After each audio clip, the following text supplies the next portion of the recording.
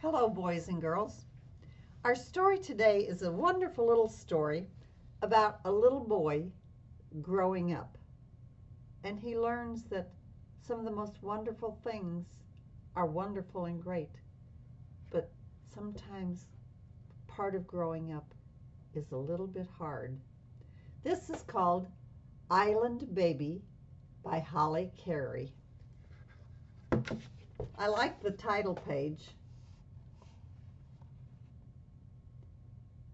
It shows that flamingo flying over the island there, and that the flamingos are part of this story.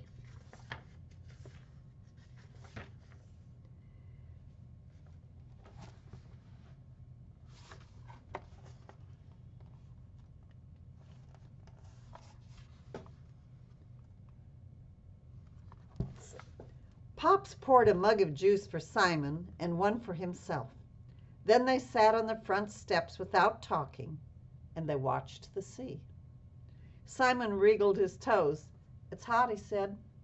"Yep," Pops agreed. "And time to get to work."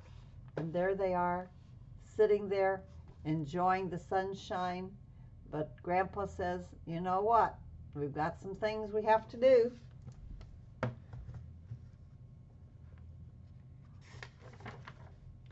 Simon set down his mug and went into the old shack. The screen door banged shut behind him. A parrot on a perch near the roof began to squawk. Simon looked up and smiled. "I'm coming," he said. Then he filled the red can with seeds and the silver one with fruit, the way Pops had shown him. And here he is talking to the animals, telling them he's getting ready to come and feed them.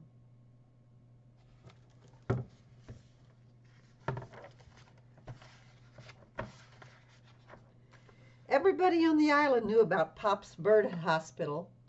Sometimes he had so many sick birds to take care of, the noise made Simon's head ache.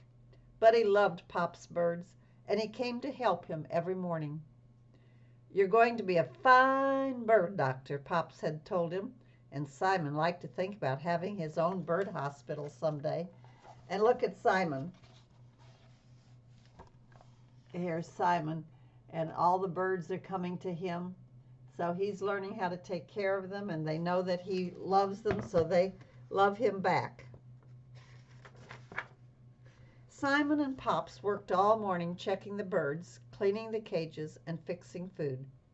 Then around lunchtime, Pops always took a nap, and Simon went home.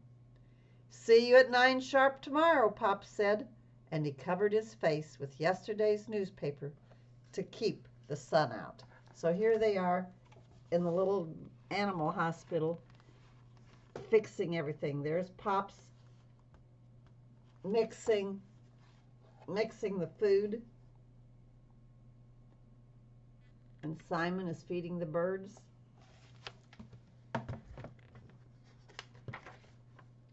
Simon could see Mama's wash blowing on the line from the end of Pop's driveway.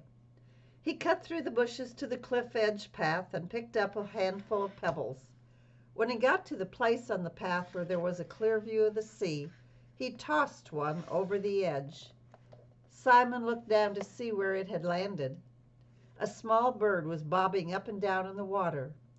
He watched as the bird was pulled out by the sea and then hurled back in against the rocky cliff wall, over and over again. "Fly!" Simon yelled. "Why don't you fly away?" But the bird didn't move. And if you can see the bird, he's right there. And he can't seem to get out of the water, and the waves just keep knocking him around.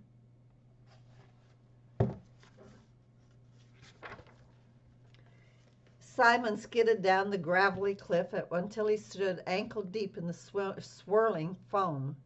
The rocks were slippery, and each time he tried to grab the bird, the water pulled it away. It was a long time before he realized that Pops was standing behind him.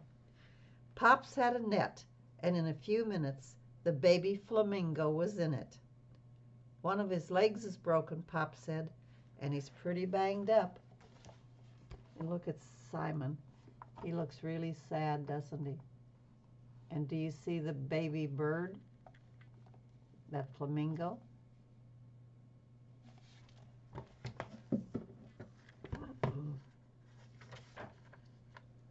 What happened to him? Simon asked. He must have been blown into the water and couldn't find a place to come back on shore, Pop said as he eased the little bird out of the net. These babies will swim up the coast looking for a break in the rocks until they're too tired to do anything but float. Pop settled the bird in Simon's arms and gave Simon a little punch on his shoulder. Same thing might have happened to you, young man, if your mama hadn't started wondering where you were. So Mama worried when Simon didn't show up at home. But look at Simon holding on that little baby flamingo.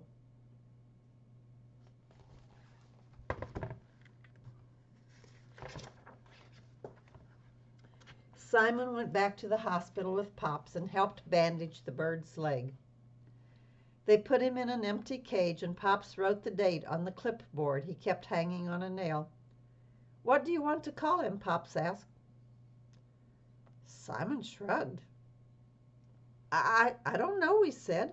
Why not just Baby? And Pops wrote that down too. Guess what, boys and girls? We have a cat that adopted us, and we call that cat Baby.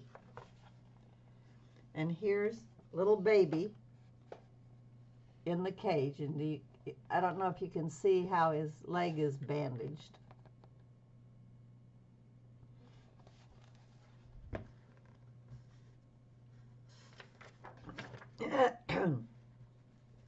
Simon started coming over to Pop's place earlier and earlier every day. He put ointment on Baby's bruises and fed him little snails and plants that Pops got from the marshes. He found crabs on the beach for Baby to chase so his leg would get strong. When Baby got tired, he would sit down next to Simon on the floor. If Simon got up and walked away, Baby followed him, and Simon knew that they were friends.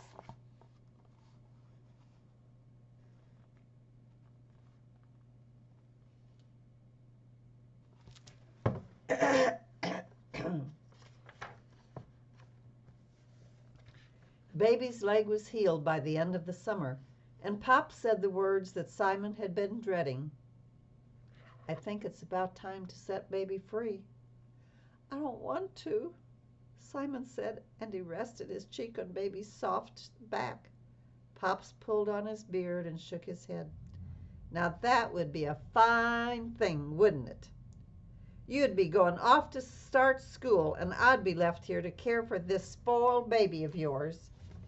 And look at Simon holding that little baby flamingo. He doesn't want to let go of it. But you know, that's what animal doctors do. They make animals well so that they can let them go back to where they belong. That's a hard lesson of love.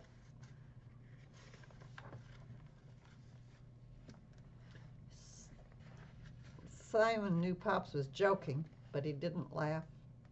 The next morning, Pops was waiting for Simon in the truck. Simon got Baby and climbed up onto the front seat. It took about 20 minutes to get to the big salt marsh at the end of the island, and Simon couldn't think of anything to talk about. Just wade in there with him a bit and set him down, Pop said when he turned off the motor. So here they finally arrived.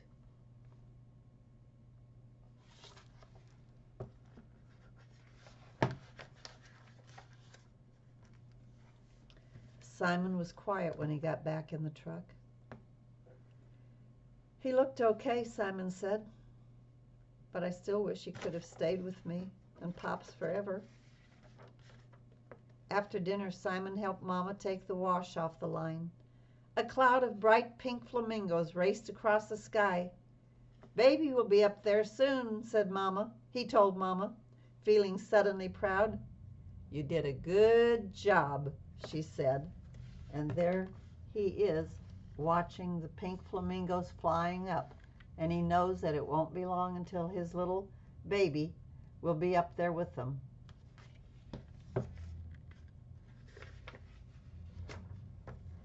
Mama, Simon said, when I start going to school, will you miss me? Of course I will, Mama said, but I'll be proud of you too. And they walked toward the house together. So Simon learned his lesson that all the love in the world helped fix baby's leg. But now he had to be on his own. And Simon, too, would be kind of a little bit on his own when he started school. And so that's our story today, Island Baby. It's a Mulberry book, and Mulberry books, that's a special award that books get. So I will see you in another story.